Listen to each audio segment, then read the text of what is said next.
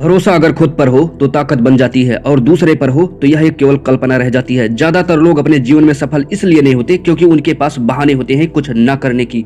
वो हर उस वस्तु को दोषी ठहराएंगे जो उनके पास नहीं है और बात बात में बोलेंगे मेरे पास तो ये नहीं था, नहीं तो वो कर देता, मेरे पास तो ये नहीं था, नहीं तो ये कर देता, उसके पास तो ये था, उसके पास तो वो था, उसके पास तो सारी सुविधाएं थी, उसके पास पैसा था, मेरे पास तो ये नहीं है, मेरे पास तो वो नहीं है, मैं गरीब घर से हूँ, गांव से हूँ, मेरा शहर छोटा है। मतलब वो बहाने बनाने में, परिस्थितियों को दोष देने में माहिर हो जाते हैं, एक्सपर्ट हो जाते हैं। बट आज मैं बात करूंगा एक ऐसे बंदे की जिसने अपने जिद्दी हौसलों से इन सभी परिस्थितियों का सीना चीरते हुए आगे निकल गया और इस दुनिया में अपनी एक अलग छाप छोड़ दी। दोस्त, इस बंदे के बारे में जानकर आपको यह एहसास हो जाएगा कि इस दुनिया में कोई भी ऐसी मुसीबत नहीं जो आपको बढ़ने से रोक सके। वो आप ही हैं जो अपने पैरों में बहानेबाजी की जंजीरें जकड़े हुए बैठे हैं।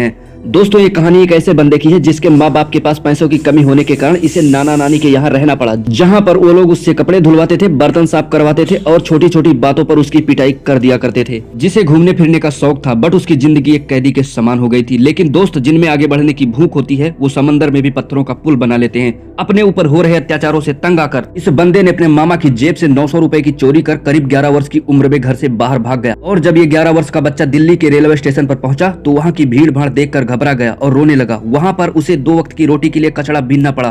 कचड़ा बीन कर किसी प्रकार से ये खाने के लिए कुछ पैसे जुटाता था और वहीं पर रात को सो जाता था। लेकिन रात में जब वहाँ पुलिस चेकिंग करने के लिए आती तो इसे डंडे मारकर वहाँ से बाहर भगा देती थी। कुछ दिन बाद वहाँ के लोग इसे अनाथालय छोड़ आए। वहाँ पर खाना पीना तो मिलता था लेकिन बाहर आना जाना मना था। इसलिए इस बंदे ने वहां से भागने का फैसला किया और फिर से कचरा बीनने का काम शुरू कर दिया। लेकिन पैसों की कमी के कारण कुछ ही दिन बाद इसने होटलों में बर्तन धोने का काम शुरू किया। वहां पर उसकी भेंट एक सज्जन पुरुष से हुई और उस व्यक्ति ने कहा, तुम्हारी उम्र पैसा कमाने की नहीं, पढ़ने लिखने की है। और वो व्यक्ति इसे सलाम बालक ट्रस्ट नामक संस्था में ले गया। वहीं से इस बंदे ने अपनी पढ़ाई शुरू की। लेकिन 10वीं की परीक्षा में केवल 48% मार्क ही आए और इसके बाद इसने अपने टीचर से बताया कि मैं अपना करियर फोटोग्राफी में बनाना चाहता हूँ। 18 वर्ष तक ये बंदा उस ट्रस्ट में रहा लेकिन उसके बाद इसे किराए के मकान में रहना पड़ा। उन दिनों इस बंदे को एक कैमरा खरीदने के लिए सलाम बालक ट्रस्ट से लोन लेना पड़ा, जिसकी किस्त हर महीने 500 रुपए देनी पड़ती थी और कमरे का किराया 2500 देना पड़ता था। इसलिए इस बंदे ने बड़े बड़े होटलों में वेटर का काम करना शुरू कर दिया, जिसके चलते इस बंदे को रोजाना 250 रुपए तक मिल जाते थे। संघर्ष की आग में बड़ा हुआ यह बंदा अपनी 20 वर्ष की उम्र में स्ट्रीट ड्रीम नाम की पहली प्रदर्शनी रखी, जिसने इसकी जिंदगी बदल दी। दोस्तों, मैं बात कर रहा हूँ इंटरनेशनल फोटोग्राफर विकी राय की, जिसके पास अब करोड़ों की संपत्ति है। इस बंदे का कहना है, अगर आप अपने जीवन में कुछ करना चाहते हो